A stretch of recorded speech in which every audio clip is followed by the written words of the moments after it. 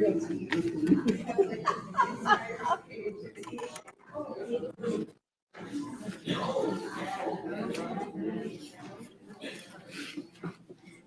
good morning. Can everybody hear me? Great. Well, not great for you. Well, welcome to our last lecture of 2025. It's pretty hard to believe. You know, the second part of our season kicks off, and you should put that on your calendar.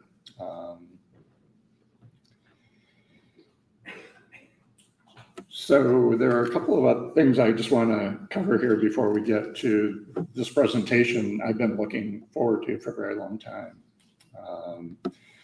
So we have a holiday coffee for members. Please sign up for that. It's very important. It's a great opportunity to chat with your friends who care about art like you do. And last year we actually had to throw people out. People didn't want to stop chatting. I want to thank Michelle and all of the staff here at KIA for hosting us. It's always lovely, and I want to give a special thanks to Jennifer Cooley, who is in the booth, who does create order out of our chaos. There's a lot going on at the KIA. Make sure you catch the shows and the art sale. We always add to our collection at the art sale, and it's really a lovely thing. Before I forget, Barbara asked me to remind all of you who were on the departures trip to fill out the survey. She has survey forms. She actually pointed out that I actually filled out the survey, which is unusual for me to comply, but I did, and it was a very interesting and great trip. So with that, I want to introduce Dr. Abbas Daneshvari. Persistence pays off. Abbas was supposed to speak a while ago, and a virus got in the way. And in the meantime, he and I have had very many interesting conversations. And those of you who know Abbas know that conversations with Abbas change you. He has very different perspectives. So this will be a very interesting presentation this morning. It's good to speak on postmodernism in art. I lived through some of the postmodern times and have a great interest in it. Abbas is former chair and professor of art at California State University. He has published many books and articles, and he speaks all over the world. And he is a very dynamic and interesting thinker. And every time I introduce him to somebody, we had a dinner at my house last night, and several people had talked to me afterwards. And I never thought about that. And every time I talk to Abbas, I think, I never thought about that like that. And so, without further ado, I want to have Dr. Daneshvari give us some interesting ideas. Thank you. Thank you.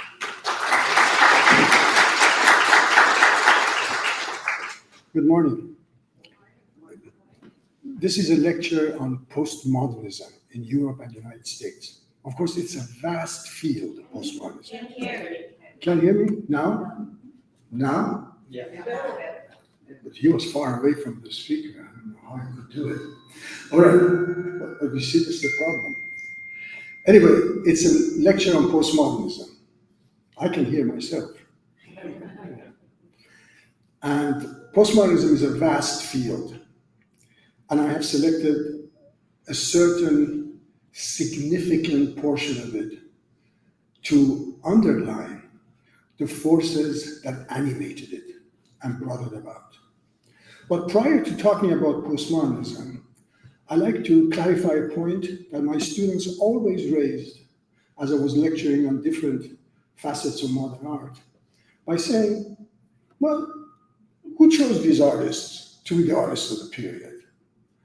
Maybe you're biased. You're going around and picking up these artists and ignoring all the other artists that we love. So I would give them this lecture for an hour, but for you, you'll get it for 5 minutes. There are three ways of looking at art.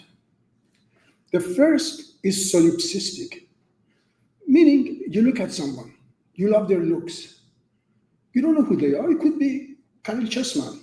It could be a murderer. But you think, I love this look. You see a car. I love its looks. You see a sweater, but you cannot explain it. Because you cannot really explain it, it is called solipsistic. We choose our partners in life at first solipsistically. The second one is called parergon. This is very important. The philosopher Immanuel Kant in the late 18th century said that the frame of a painting is a parasite over the ergon, which is the painting itself. But by the time we get to postmodernism, postmodernism says he's wrong. What matters is the frame, not the painting. And everybody says, what do you mean what matters is the frame? He says, well, let's put it this way. Who buys the painting? Is it the Saatchis in London? Is it the Cohen in New York? Are these 250 collectors which represent the art world, are they the ones who are buying it? Or is it some, local businessman who's buying it? This is one frame. Who writes about it? And who publishes it? So all of these things become frames. The money becomes a frame. Who's the owner becomes a frame. And this one is something that happens usually as a result of the 250 collectors' agreement among themselves as to whom they should, collect. And after a while, either they're proven right or proven wrong. But what proves us right in terms of understanding which art is the right kind of art is the third one. The iconography, the cultural, the historical, and contextual meaning of art. Now, this will take a few minutes for me to explain. In any given period, there are a minority of artists that seem to be offending the period. And then soon after, they become the majority. Monet, Manet, Gauguin, all of these things were a minority. Everybody laughed at them. What the hell are they doing? This art is not meaningful. But after 20 or 30 years after they have been practicing their art, we notice that they become the dominant of the next age. That is, they were a minority in the 1860s and 70s. By 1880s, they are the majority. And then by 1900 or 1905 or 1920, depending on who is looking at it, we say, oh my God, this minority that irritated us, this minority that seemed to be out of line with everything, is actually in line with the physics of Einstein, with the quantum physics of Max Planck. How could this be? In fact, Monet is so in line with Einstein that he anticipated 40 some years before Einstein said space and time are the same thing. And Monet in his paintings is saying it 40 years earlier. So this third one we call the dominant. It has always proven us right, always. And as we look at the works of the postmoderns, we realize that these works, which were in a minority, were laughed at, were rejected, were irritating to many writers and thinkers, has become the life of the people of the 1970s to 2000. You may not agree with me as I show you the works, but I will remind you of the movies that you have liked. They have the same attributes.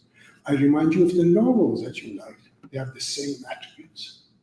So having said that, let's start. A brief introduction to modernism, which really sets the stage for postmodern art. If you look at this work, The Annunciation, it is a work that has a unified and a unifying center of gravity. What is that center? God. From that center emanates the Christian religion. In fact, when you go back to late Gothic and early Renaissance, what you find is that everything is processed through the terminology of God and the exegesis of the Bible. And as we look at these works, we soon discover that religion gives way over a 50, 60-year period to mythology. The Greek gods come back. This is a funny thing we say to ourselves. What happened to Christ? What happened to Virgin Mary? What happened to all those narratives? They're gone.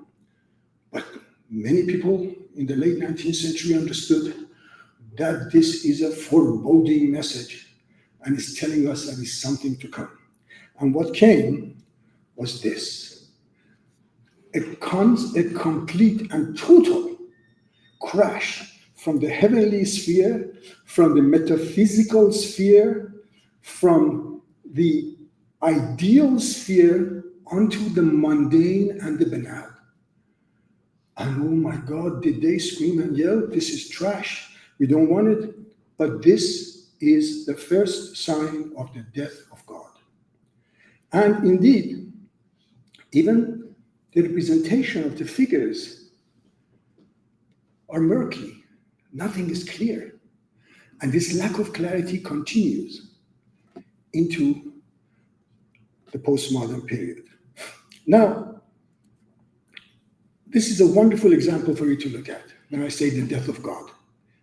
There is Michelangelo's Birth of Adam, or the creation of Adam. There is Gustave Courbet's The Birth of Man, or the origin of man, or as he called it, the origin of the world. So you can see what the difference is, right? Is this also showing up in literature and philosophy? Absolutely. Nietzsche's greatest work, The Gay Science, written in 1882, there's a sentence in it that everybody has gathered around it in the early 20th century. There's a madman who's running around and screaming, God is dead, and we have killed it. What are we to do now? And indeed, the death of God destroyed the unified center. I'm being simple here. I hope you're all following me, right? The death of God destroyed the unified center, and as a result, everybody became a center unto themselves. And this we call nihilism. Paul Gauguin, he saw himself as a new Christ. And in fact, he identifies himself as a yellow Christ. This is a personal thing for me. And in all of his works, he sees himself as a holy man. He places himself in the Garden of Eden with the apples and the serpent and so forth and so on. And here, in the agony in the garden, he even lives the life of Christ in the Garden of Gethsemane. So you can see that things are falling apart and God is absent. At this point, everybody starts screaming, how did all this happen? Where did all these gods come from? How did we live for so many thousands of years with the idea of a God, the idea of a Bible being the center of truth, the idea of exegesis of a Bible by different people as being meaningful? Where did it all come from? And the answer was the damn language. Language. What? But we need language. Well, here's the point that we have to remember as we proceed. Language has two functions. One is propositional, the other one is ideal and abstract or theoretical. In the propositional language, I say, give me the book, I need a cup of coffee. It's completely realistic and meaningful. But when we come to the ideal and abstract language, we ask ourselves, well, we are here, we're having coffee, but where did we come from? And then we say, from our parents. Where did they come from? Eventually, we have to say there must have been one hell of a parent at the very beginning and he must have made himself. So we go on creating all kinds of knowledge within language, and the moderns turned against it. The philosophers turned against it, the painters turned against it, the artists turned against it, and the attack upon language became one major theme of postmodern art. And we'll see that very shortly. So you can see the difference between traditional art in the 19th century versus, of course, Monet, which represents the modern age. Now, Monet was told, we don't know who's on the boat. Monet says, what the hell, I can't see things that clearly. Why, are you blind? He said, oh, the world is moving too rapidly for me to be able to represent it as truth. When I see it clearly, it is truth. And I can't see it clearly. So he goes to the train station, Gare de Saint-Lazare, and he paints it at different hours of the day. And they tell him, why do you paint the same damn thing again and again? He says, because at 2 p.m., it's not the same station as it is at 6 p.m. or at 10 a.m. And he has many of these paintings of different sites. His point is that the world is changing too rapidly. It's a dynamic world. At the same time, the physics that's coming up is quantum physics. At the same time, the physics that's coming up is Albert Einstein. At the same time, the physics that's coming up really is touching upon the phenomenal dynamism of the universe that we're living in. That things seem clear because we want them to be clear. In fact, they are not clear. They're moving too rapidly for us to see that. Having said that, I just want to say one more thing. The old style did not die, was still prevalent, you see? And the people who preferred the works of Al-Muqaddimah found the works of William Turner ridiculous. A child can do that, they said. And they were paying for Al-Muqaddimah's paintings a good price, 10,000, 15,000 pounds, which was a lot of money at that time. And yet, within a decade, these paintings were relegated to the dustbin of history and have been resurrected because the collectors don't have any more of that period to collect. And so their prices have gone up. But nothing like in Monet, who brings 150 million to 250 million, or a Gauguin within the same price range. Al-Muqaddimahs are bringing around 1 million to 2 million now. Turner, the same thing. Okay. Now this new center, the new centers, the artists become centers, but don't forget, other centers are emerging. Freud says, in a way, he says, I'm replacing your religion. There is no such thing as a God, but there is such thing as ego, id, and superego. Claude Lévi-Strauss says, I'll tell you what, everything is a mode of exchange, is an anthropological mode of exchange. And language is one of those modes of exchange. Marx and Weber and Emile Durkheim deal with the sociology and the economy of this period, and they offer us structures to live by, just as religious time was offering us a structure to live by. And then there are so many other movements, people frightened and terrified, they're screaming. They become theosophical, they become anthroposophical. They are moving to all kinds of mumbo-jumbo kind of theories, eating honey, living with honey, and so forth and so on, in order to find their way. Take a look at Picasso. He's painted this at the age of 14. And all of my students say, oh my God, what happened to him? And then, because of the loss of the center, he moves towards primitivism. Now remember this part, primitivism. Everybody's going back to the primitive times. Because what else do they have to go back to? They've abandoned language. They abandoned history, which was based on language. Now they have to go back to the primitive times. And Picasso's Demoiselle d'Avignon is the first abstract painting that is a new kind of geometry. Geometry was always a sign of order, but the order he creates is a personal, subjective, and solipsistic order. This painting has become the gateway to postmodernism. One more thing from the modern period before I jump into the postmodern period. We're on time. Then, of course, we have the collages. They are really the masterpieces of the modern period. Because for the first time, they tell us something that we never, ever imagined. And only Nietzsche had thought of it. I'm sure you've heard of Friedrich Nietzsche, right? Nietzsche kept saying, the world is not a linear kind of evolution. It's a tangled place. You picked up pieces of things, and you take these tiny pieces of the realities that are around you, and you put it together in your own mind, depending on what the mind can do and what the limitations of that mind is, to create a reality out there. The reality that you see out there is the reality that you have invented yourself. The world is much too tangled to really know it.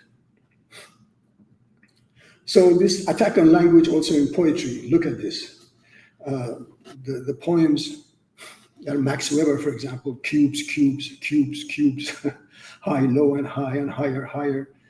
And on this side, you have E. Cummings, who always wrote his name, not with capital letters. And to say a few more words, have you heard of Gustave Flaubert, the author of Madame Bovary? Flaubert wrote in his diary, I want to write a book that has no words, no sentences. I want every page to be blank. James Joyce, his Finnegan's Wake, I don't think anybody has managed to go past the first paragraph, even though it's 250 pages long, because everybody is creating a crazy language. L'Autrement, which was Comte Ducasse, and called himself L'Autrement, or the other, truth, or the other, mountain or river. Different people are interpreting it differently. He has a novel, Mal d'Or, The Sick Gold, in which he's walking by the beach, he sees a shark, he mates with the shark, and then he turns into a chicken, the shark turns into something else. So notice the entire process is now violating the grammar of language, violating the structure of language.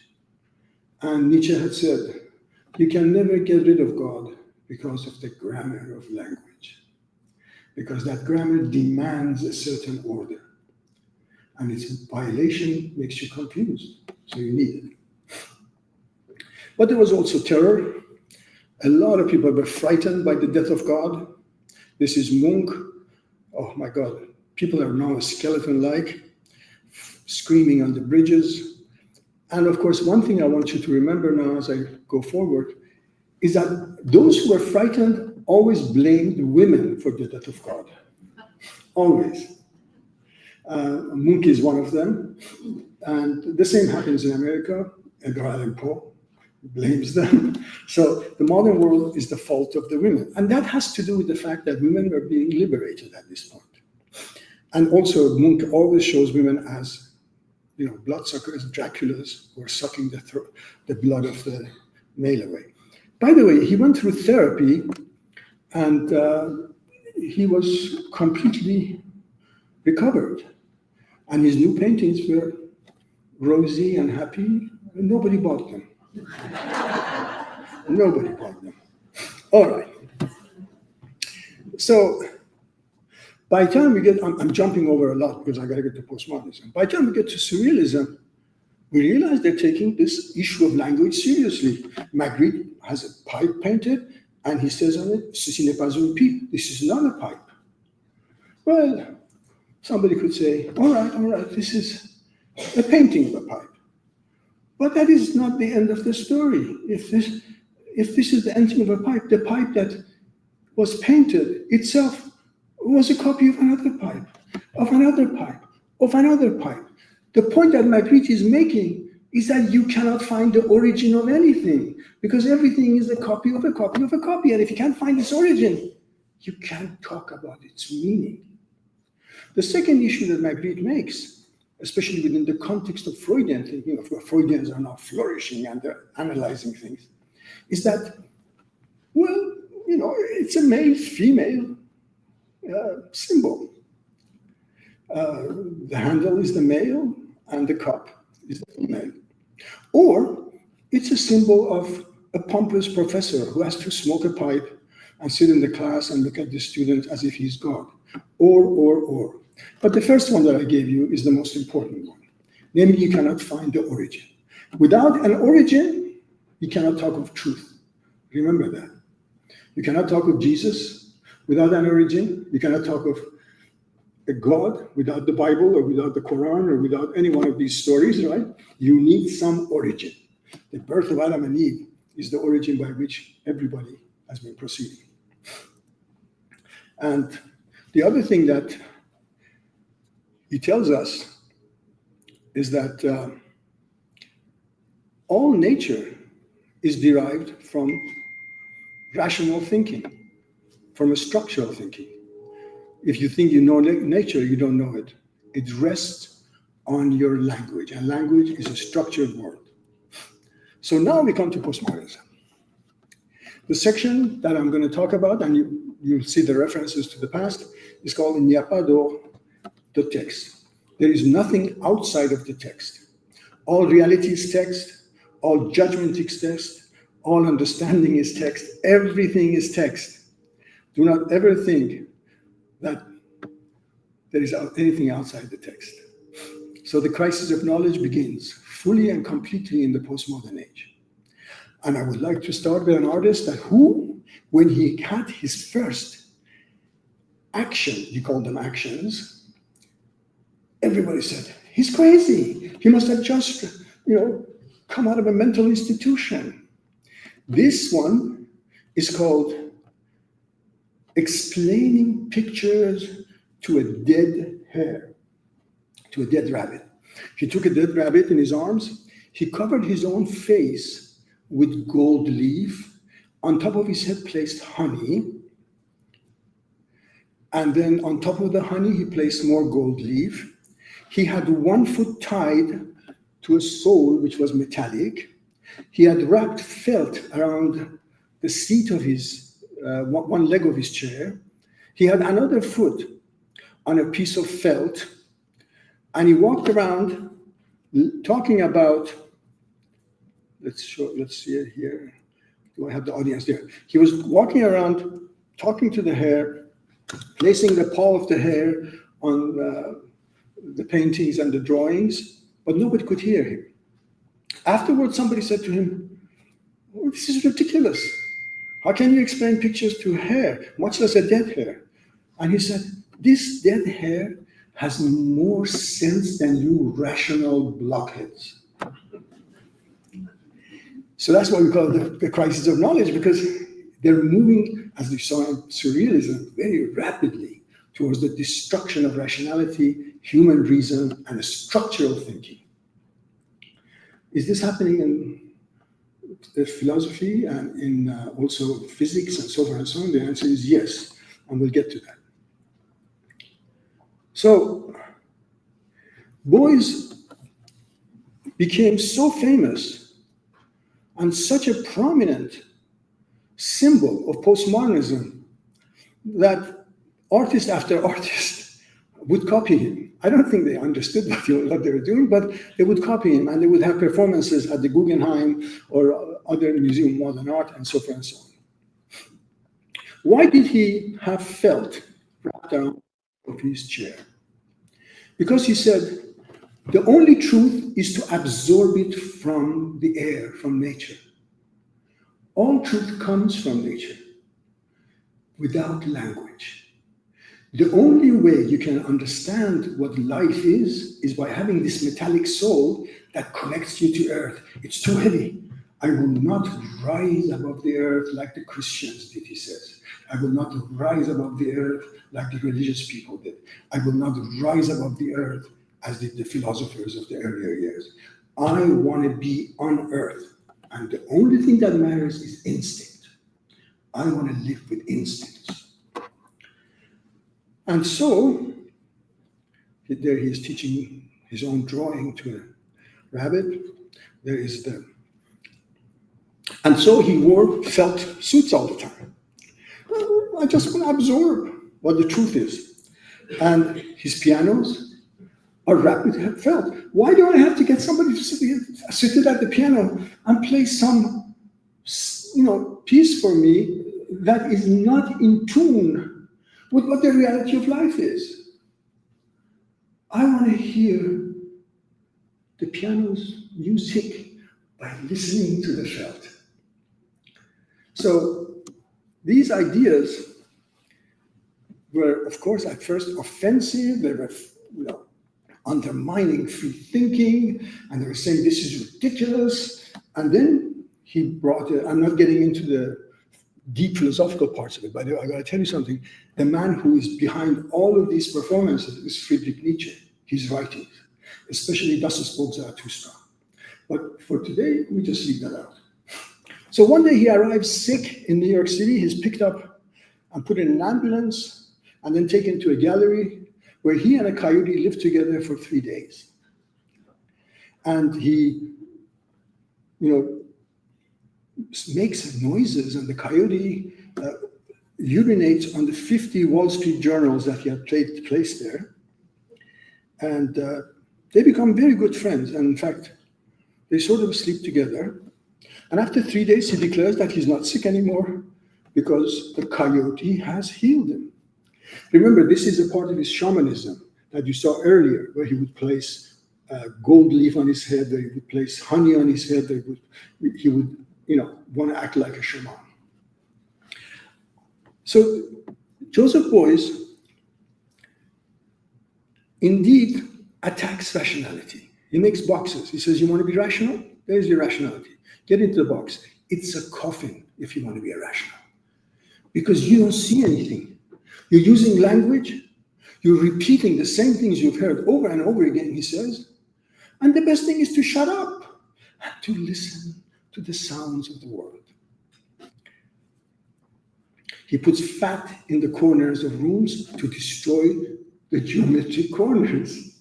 And sometimes, I hate to tell you, he urinated on the fat to hasten the destruction of the geometric corners. And then he also makes the seat, takes a chair and puts fat on it and calls it fat chair. Of course, nobody knows what it means until they see it. So he's playing with language as well. But he's not the only one who goes back to nature and to instinct. Let me ask you something. What were the movies that most of my students would scream and yell, this is horrible, horrible, horrible. How can you even show us such a thing? I said, what were the movies you loved? First one that they loved was The Last Tango in Paris with Marlon Brando, and I forgot the name of the actress. How many of you saw it? Last Tango in Paris is about what? Two people who are completely alienated in life. Marriage has fallen apart. They meet, for Marlon Brando, it has fallen apart. For the other one, there's another kind of alienation. They meet in an apartment that they want to rent together. Without saying a word to each other, they start having sex. Completely animal sex. No words are said. You see, they're going into the instinct part. And then when she says to him one day, I want to marry you, he rapes her. And then later, when he says to her, well, let's get married, she shoots him and kills him. The only time that he was honest and she was honest was when they were not talking. You understand? What other movies did you like? Name it. For example, Forrest Gump. Well, that's another one. Forrest Gump, he's a total idiot, but he gets everything done right. Right? And all the people who know things and are running things, they're left in the background. Field of Dreams, where baseball players, it's a magic. All of these films that were so popular were magical. And the same people who loved these movies hated these kinds of things. So aside from Beuys, Anselm Kiefer attacks rationality in a different way. He has this enormous painting called Germany's Spiritual Fathers or Leaders, in which it's a wooden building with the spiritual leaders being the fire that's going to burn it down. The attack upon rationality and reason and religion is very powerful.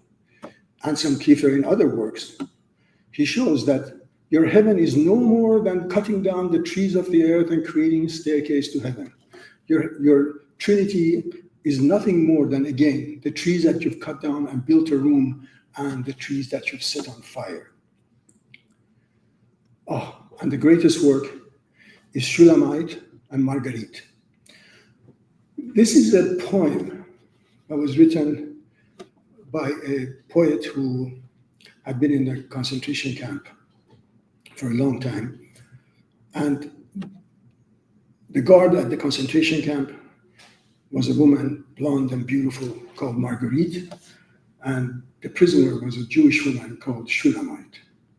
And then, of course, the poem is Marguerite and Shulamite. So for Shulamite, he paints an oven into which they're burned. For Marguerite, he paints the landscape of prosperity that destroys them, the power that they gain from that landscape to burn things down. And of course, here is another German expressionist, Markus Lupertz, who says everything that comes from nature in Germany is to be destroyed by German militarism. Others point down to earth, just like Joseph Beuys said, instincts, go back to earth, go back to earth. And if you look at this work, you will see that it's about, everything he does is upside down. You know. Okay, the Last Supper is upside down. This is Georg Baselis, by the way. Let me go back to Joseph Beuys for one more second. Look at this. He's got a telephone, a piece of dirt, and underneath it says Beuys, and the cross of Christianity is upside down. He takes the cross all the time and puts it upside down into earth. His point is, I don't want to go up there. I want to be down here. I don't want to fix things down here. There's nothing to fix up there.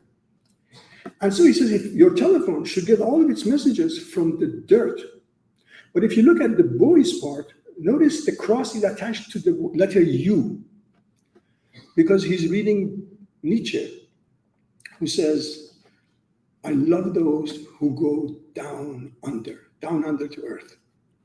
And the German word for it is untergehen. So to go under starts with a U, untergehen. Now, we get to mimetic perversion. We're going to get to Americans.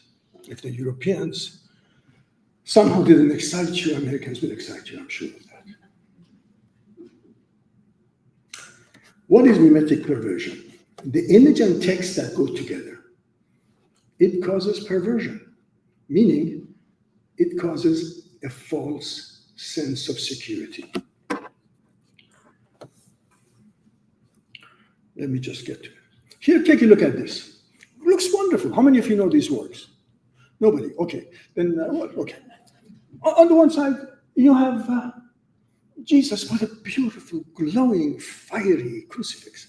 On the other side, it looks like a childish, drawn, humanoid, animalistic figure. Am I right? Now, everybody saw this. They loved it. But once they saw the labels, which tells you everything is from the label, not from the essence. You don't know anything if there is no language there.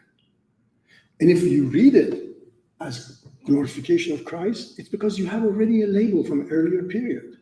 If you read it as a childish drawing, it's because you have a label from an earlier period. Then he went ahead and said, it's piss Christ. I put the crucifix of Christ inside of urine and I photographed it. And so, what happened? They attacked him. They attacked his works. In Australia, somebody attacked it with a hammer. Then eventually it was Pope Francis gave him an audience. I said to him, yeah, it's a nice work. keep on going. Give him After that, they stop going after him, which means everything is a function of label. Label, not the function of the reality of life on earth, not the function of the object that you're surrounded with, not the function of the world that you're looking at. You're not looking at the world, postmodernism says. You're just looking at the labels. You're looking at the language that you have been fed, and you live with that language, and you ignore everything that doesn't fit into that language. Everything. And then, on the other one, Chris Olifi said, Virgin Mary with elephant dung. Oh, Mayor Giuliani went crazy. I mean, the guy is definitely, by any standard, a great sinner. I mean, he announced that he was divorcing his wife, but she didn't know that he was divorcing her, and he announced it in front of the cameras, 50, 60 reporters. By the way, I forgot to tell you, I'm divorcing my wife. And she said, what the hell? I didn't know about that. So Giuliani went crazy. But again, this was seen as a very childish thing. The label came in. Now look, there's a whole host of these kind of works in postmodernism. Acid story. Why is it acid story? So the branches look dry and dead. Well, maybe the tree is dead. Maybe it's fall. And when you look at meltdown morning, why is this meltdown morning? My students will always say, well, it has to do with meltdown, some atomic, explosion. The answer is no. He's there, or North America. How could this be North America? Yet people buy it. They buy it because people buy labels. They buy labels. They buy language. They do not look at the elements that are right before their eyes. They don't look at the world. Morning. And in this piece, what you had by Barbara Kruger, the same stopwatch. But look at it, with happy, it works. With sad, it works. With awake, it works. With sleep, it works. With hopeful, it works. With doubtful, it works. Again, labels can attach themselves to infinite forms and swallow them. And as a result, labels destroy life and destroy the minds of those who want to think. Thinking requires moving away from language and looking at the world without bias. That is the first message of postmodernism. Look at the world without bias. Look at this Barbara Kruger again. Divinity. What kind of divinity? Now, another kind of labeling was done by Christo. Christo would cover things up. Now, let me go back to a short story by Jorge Luis Borges from Latin America, written in the 1940s. But Latin America entered postmodernism in the 40s, by the way. Why? It's another lecture, for which I charge a lot of money. So, Jorge Luis Borges has a story in which there is a king of an island. And it's a very small island, maybe 1 inch by 1 inch. And his subjects come to him one day and say, Your Majesty, we love you, we adore you, we want to buy you presents. He said, no. Just give me an accurate map of this 1 inch by 1 inch island. He said, no problem. But as they start doing a map of it, well, as they map one corner and go to the next one, the first corner changes. Everything changes in time. They have to come back to it. And also they don't see so much that is buried beneath that surface. Reality is much too difficult to come to terms with, what postmodernism says. Much too difficult. Yet I cover it with plastic, and now we have one clear, beautiful view. You don't have to worry about all the details. You don't have to worry about all the ups and downs. You don't have to worry about all the bugs there, all the animals there. You don't have to worry about anything. So Christo was constantly covering things or running curtains. By running curtains, he wanted to say, you think you know this canyon? You only know it because I ran a curtain through it. And my curtain is there. There's no way that if I blindfolded you, brought you to this canyon after you have seen it, and I took the blindfold off, you'd be able to say, oh, this is Topanga Canyon. Impossible. And then, of course, then we get to that part of postmodernism, that language is such a horrendous thing that Kossuth and others, all they do, they paint words. Look. Or they tell us, you can't trust language because a chair, a picture of a chair, and a dictionary definition of a chair, they all have the word chair in it, and you can't tell the difference unless you point out that one is a picture, one is a dictionary definition, etc., etc. And of course, Jonathan Borofsky, I don't know where the names have gone, but because maybe this is, oh, the hell, I'll give you the name. Jonathan Borofsky says, let me tell you something about language. I'm walking down the street. You think I see a car, I see a tree, I see a house, and then I say, oh, car, tree, house. Millions of thoughts, fragments of it, go through my head. From a tree, a fragment of, sexuality, a fragment of money, a fragment of something else. He goes back to the collages, and this was the point of the collage. There is so much going through the brain that the brain cannot map it. And the brain then, tired, goes back to grammar, and always grammar. And some people, of course, went too far.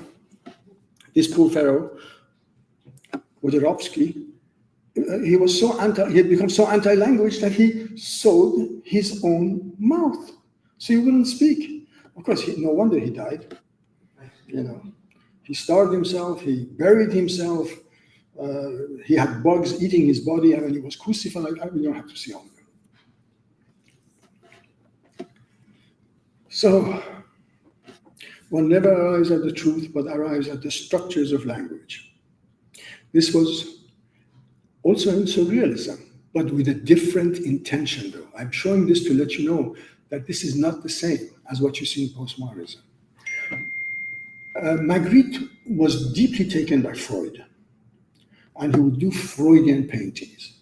So Freud says, symbolically, when you look at a face, you can equate it to a landscape. And so that's why Magritte paints it. Others are really trying to destroy language. Another issue that comes up in postmodernism is called the intermediary. And the artists of postmodernism say, notice all of these artists are philosophers, are thinking while they're destroying language. He says, all right, he paints this, Lawler paints this and says, does Andy Warhol make you cry? Or is it Marilyn Monroe that makes you cry? So there are so many intermediaries here. I'm looking at Marilyn Monroe, but Andy Warhol has painted it, and then Lawler has put it together. Who's making me cry? Or is it my wife that's making me cry by looking at Marilyn Monroe? I don't know. We don't know what's happening because there's so many intermediaries to any notion, to any thought. And another one, another intermediary, here you are. Nam June Paik, yeah. There's so many intermediaries. Now, the other point that comes up is the point of, what do you know about crucifixion? Were you there? Did you get crucified along with Jesus? Chris Burden says, I don't know what you mean by crucifixion. He died for his own thing. My thing is my Volkswagen. So he crucified himself to his Volkswagen. He really did, putting huge nails in his own palm, the palm of his own hand. And the Volkswagen was driven throughout the streets of Santa Monica. Or he went ahead, these are the hand, after the nails having gone into it, or he got himself shot. He says, I don't know what it's like for somebody to get shot. I've got to experience it. In other words, the point that the artists are making, and there are quite a few of these things, they're saying, you see that the breakfast table, so-and-so got shot. Do you know what that means? You don't know what that means. You want to understand what that means? You say so-and-so is hungry. You want to understand what that means? Go hungry. Go sleep on the street and go hungry. You want to understand what crucifixion means? Get crucified. So this is a moment of not only crisis of knowledge, but an attempt at a new knowledge, at a new way of seeing things. Are they loved by everybody? Well, if you look at the movies, things, but not in art. They don't love it in art. And then more of this, I have to experience it myself, let us move on. This is called mimetic perversion, when you bring Eiffel Tower to Las Vegas or the pyramid to Las Vegas. One thing I should say before I move on to something else. Remember the cognitive question that was asked until 1958 or 1955. How can I interpret this world of which I'm a part of, and what am I in it? That's a reasonable question. Who am I in it, right? What do I do in this world? The postmodern question is, which world is this? What is to be done in it? Which of my selves can do it? There is a multiplicity of self in the postmodern period. You saw it in Jonathan Borofsky with all language painted over his head. You saw him with Chris Berman when he's shot.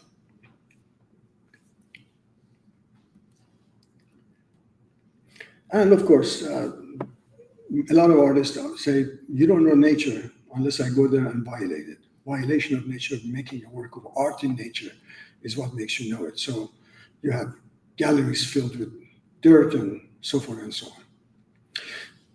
The last point that I want to raise, of course, time is running out, which actually I could have just lectured on banal is fantastic and fantastic is banal. But I knew that you guys would have thrown me out. Now, if you throw me out, it's okay, because I've already done my damage. One of the greatest attributes of postmodern period is that if you look at the banal, you see how fantastic it is, how unreasonable it is, and yet you live with it. In Kafka's Metamorphosis, when Gregor Samsa turns into a bug, how many of you have read Kafka's Metamorphosis? Okay, when Gregor Samsa turns into a bug, nobody's surprised, nobody. Camus wrote in his diary, it is the absence of surprise that surprises me. And it is the absence of surprise, Andy Wilf says, when you see what you do to animals, what you do to the world, where your food comes from, how brutal you are in the way you treat these creatures who have feelings, who have love, and care for their progeny. So Andy Wilf, banal is fantastic, and the fantastic is also banal. Piero Manzoni canned his own poop. One of the, they're selling now for $1 million. One which was bought, I think, by Cohen, exploded or imploded because there was some air left in it. And the collector was told, "You've got to clean it." He said, no, just as it is, it's perfect. But not all are like Manzoni. I thought you should see that. By the way, Lynn Fawkes, all of his works are like this. And people say to him, "These are crazy." And he would say, "Well, that's actually the things I see. That's the way I see the world." Because we don't pause long enough to check all the crazy things that go through our heads. We don't. And The Hand of a Deaf Man.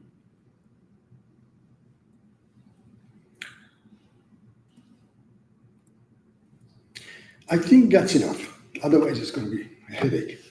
It's almost here. Anyway, this is one facet of postmodernism. Postmodernism has at least 15, 16 facets. And it would always take me a semester to teach, 6 or 7 of them, a year to cover the whole thing. Still, it's right to say that it's very difficult to cover, because if you take a look at literature, look at Kafka all the way up to, the postmodern writers, you will see that it's very hard to analyze it. And it hits you in the face again and again and again. Are there any questions? I'm at your service. Yes. So it's clear that humans have to be pre-rational and pre-linguistic. Why is it that we don't use that capacity?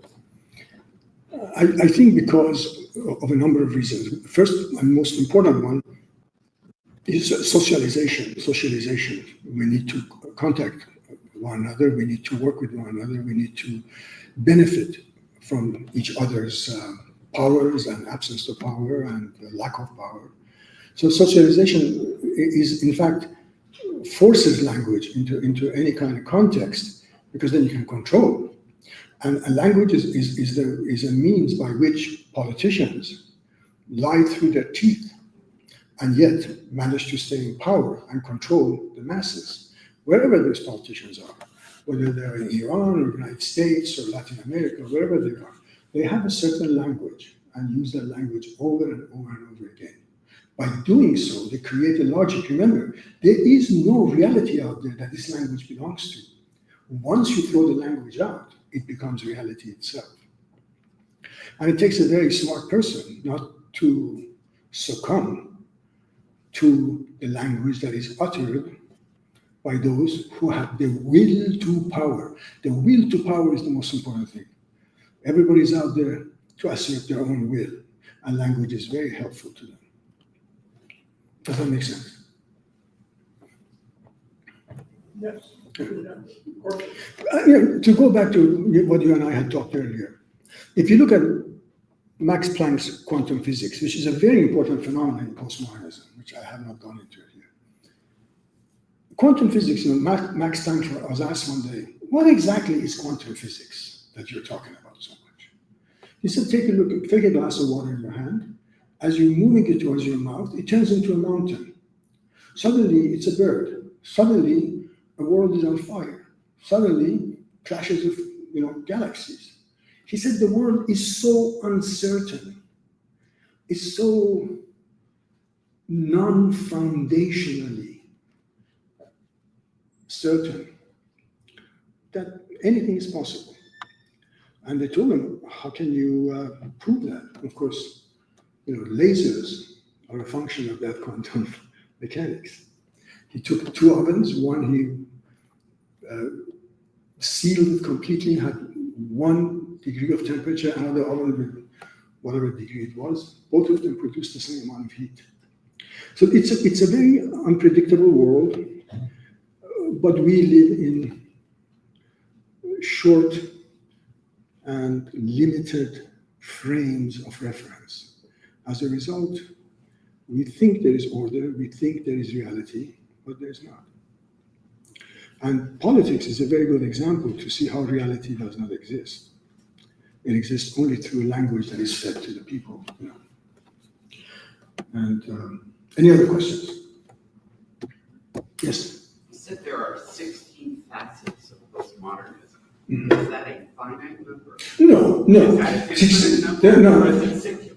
No, 16, I say 16 only because so far I have isolated 16 of them.